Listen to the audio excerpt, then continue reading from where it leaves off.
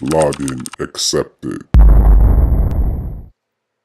Hey everyone, this is Freddy, and in this quick video I'm going to show you how to set your print defaults in Windows 10. Now this will work for the UFRII, the PostScript, and the PCL driver.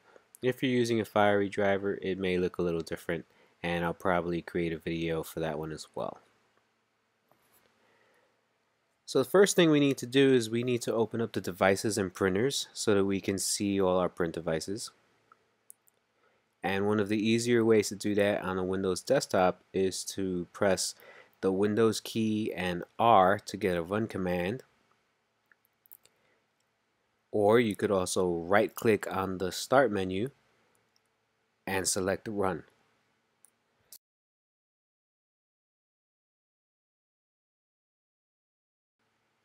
Once we get the run dialog box, we'll type in control space and printers.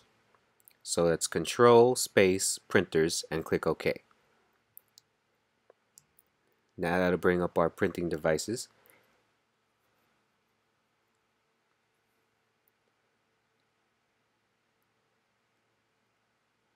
Now we'll right click on our Canon device and select printer properties.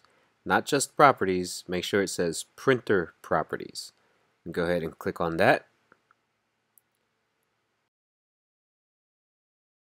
And now at the top, we'll go to the Advanced tab, and then we'll click on Printing Defaults.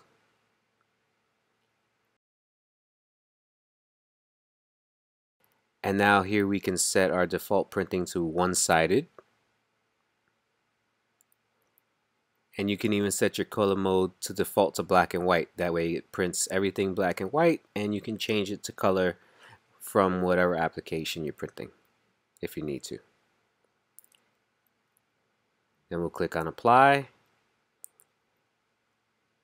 and OK. Click OK.